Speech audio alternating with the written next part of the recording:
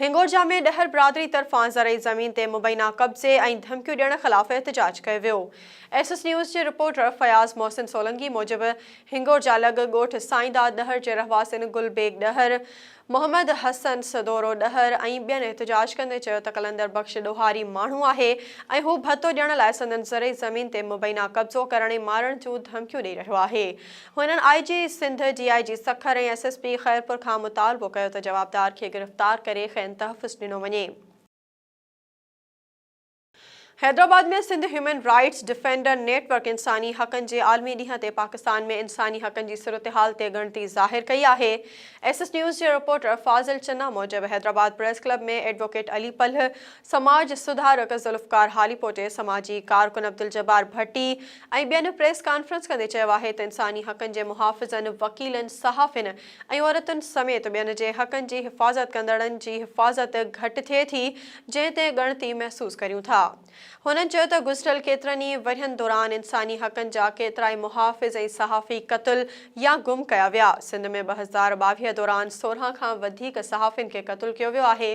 ख़ैरपुर ज़िले ऐं कराची डिवीज़न में वॾे अंग में सहाफ़ियुनि खे क़त्ल कयो वियो आहे।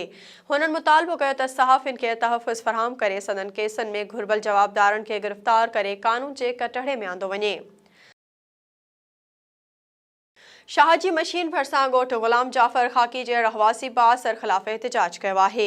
एसएस न्यूज़ जे रिपोर्टर नज़ीर सोलंकी मूजिबि सिराज अहमद ख़ाकी प्रेस क्लब ते एहतजाज कंदे चयो त ॻोठ जे बासर वॾेरे संदसि भाउ खे बिला जवाज़ सोभोदेरो पुलिस हथां गिरफ़्तार करायो आहे ऐं खेसि बि कूड़नि केसनि में फासाइण जूं धमकियूं ॾेई रहियो आहे। हुननि एसपी ख़ैरपुर ऐं इंसानी हक़नि जी तंज़ीमुनि खे अपील कंदे चयो त संदसि भाउ खे आज़ादु कराए शफ़ाफ़ जाच कराए बासर वॾेरे ख़िलाफ़ कार्रवाई कई वञे। शहदादपुर शहर जे क़दीमी government main Sindhi primary school में सक़ाफ़ती ऐं नवनि आयल उस्तादनि ऐं मास्तराणियुनि खे आजियाणी तक़रीब मुनक़िद कई वई। एसएस न्यूज़ जे रिपोर्टर मोहम्मद रिज़वान पंवर मूजिबि तालका एजुकेशन ऑफिसर अनवर अली ज़रदारी, रसूल बख़्श ॾेथो, ख़मीसो ख़ान ज़रदारी, पुनहल भाणूजो, धणी बख़्श ॾेथो ऐं शफ़ी मोहम्मद दाहिरी समेत उस्तादनि, मास्तराणियुनि, शागिर्दनि, शागिर्दियाणियुनि सक़ाफ़ती वेस, अजरक, टोपी ऐं पटको पाए वॾे अंग में शिरकत कई। मुक़ररनि ख़िताब कंदे चयो त तालीम हर ॿार जो बुनियादी हक़ आहे। सरकारी स्कूलनि में जेका उस्तादनि जी खोट हुई उहा हाणे ख़त्म थी वई आहे। वालिदेन पंहिंजे ॿारनि खे सरकारी स्कूलनि में दाख़िल कराइनि। सरकारी स्कूलनि में मुफ़्त किताब, दाख़िला ऐं हर ॿार खे मुआवज़ो बि मिले थो। शागिर्दनि ऐं शागिर्दियाणियुनि मुख़्तलिफ़ टेबलोज़ ते ख़ाका पेश कया ऐं क़ौमी गीतनि ते रक़्स पिणु कयो।